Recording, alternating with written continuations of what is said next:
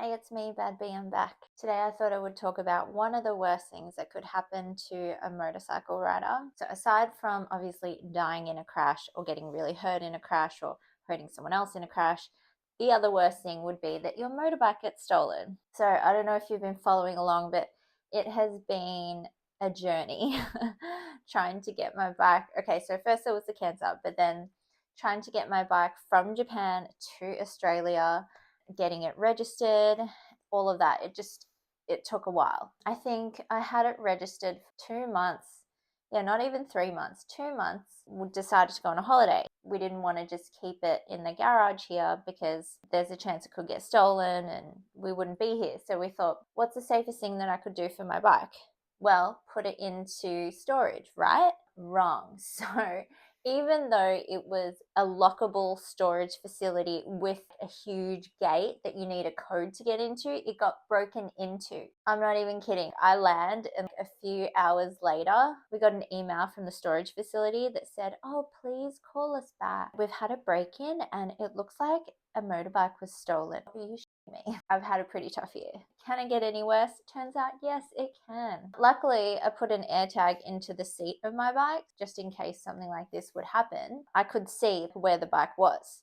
So I screenshot it and made a police report, tried to get in contact with the cops, and they were very elusive. You call up the station that's handling it and they're like, "Oh yeah, it's reception. I'll just pass you on to like the constable or whatever."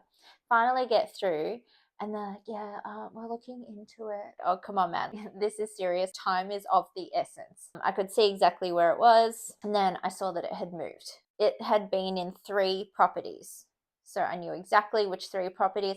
Must have been a gang. And then the storage lady was like, "Oh, yeah, 25 storage units got burgled." And they hid another one that was a little while away. This was a planned job. Excellent. But obviously no one lost as much as I did. Luckily it was insured. Thank you, Shannon's not an ad. Bike enthusiasts. For real. This is really stressful. I can see exactly where it is, but obviously I'm on a holiday. I can't go and get it. I don't think it's my job as a civilian to go and recover my own stolen goods. So here I am trying to email the cops and they're like, "Yeah, I'm finishing my shift, so I'm going to pass it on to like whoever." And I was just like, okay. Tried to email that person and they're like, "Yeah, I'm just trying to get like caught up on the case." Okay, this wastes countless hours and I'm so stressed out about it, but there's nothing I can do. They messaged, "Can you please send a screenshot of the AirTag?" And I did. "Too close up. Can you send a more zoomed out screenshot?" Here it is.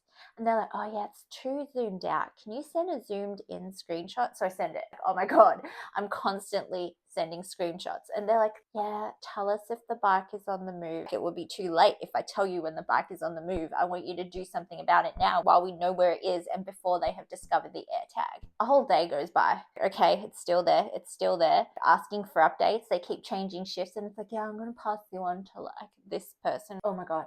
And she's like, "Can I have access to the AirTag?" Okay, it's linked to my Apple ID. I cannot give you access to my Apple ID, all my emails, my passwords, my photos, everything. No, I'm not going to give you access to my Apple ID. If you have an iPhone, which I'm sure at least one policeman is bound to have an iPhone at the station, I can share the AirTag with you. And they're like, "So we're going to create an iCloud account, an Apple account." And I'm like, "Okay, great. Tell us when you've done that and I'll share the AirTag with you." And they're like, "I've created the iCloud account." I try to share it, it doesn't work. And they're like, "Yeah, we're using this really old Mac and it just doesn't work." And I'm just like, oh my God, we're wasting so much time. Can you please just go to these addresses? And they're like, "Yeah. We went there and they weren't there." And what do you mean by you went there and they weren't there? Did you do a drive-by? Because it looks like it's in like a shed or a garage or something right now. Did you look through the property? Did you have a search warrant? Did the search warrant cover the whole property? And eventually the bike is on the move. It's on the freeway. It's on the move. Can somebody please go and check it out? But then it had stopped somewhere in the middle of the freeway. Eventually they're like, "Yeah, we went to go check it out. The bike wasn't there." Oh no shit. Are you kidding me? What?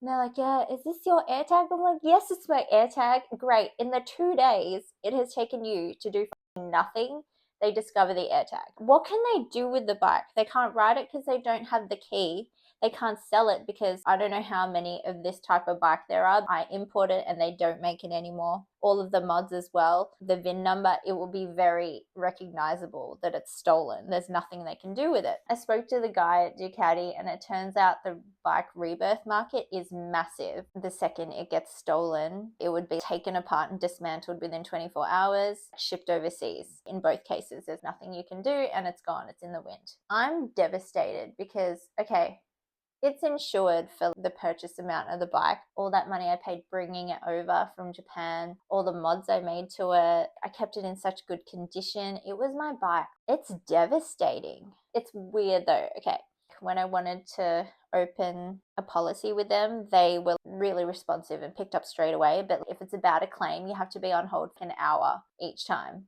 which is ridiculous. We're experiencing a lot of calls. You have to be on hold. You just want to make it hard for me to make a claim. Not just my bike got stolen, my gear, helmets.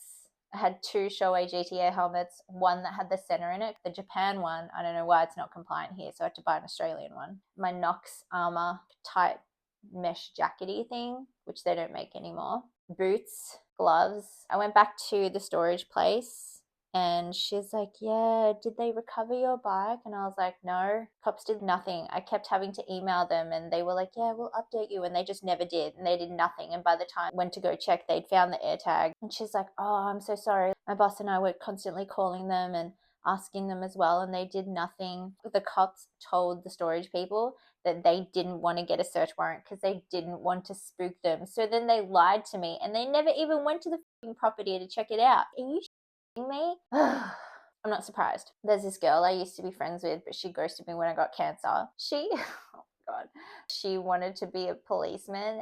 Police academy here, you just have to be an adult. That is all. And she kept failing, and then they let her pass anyway, and she doesn't know what to do. She's like, yeah, it's really hard to do all the paperwork. Anytime I see any kind of danger, I just run away. And I'm just like, oh, okay, cool. I'm feeling super safe right now. So if you're looking for, this is not sponsored by insurance policy recommendations, I definitely recommend Shannon's. They do care, and a lot of them are riders, so they know what it's like. I got all my gear. I got it claimed. My bike was a total loss, which is sad, but yeah, they'll pay me out for my policy. That's probably the end of all my bike content. Stay tuned for other content, expat life things and post-cancer life things.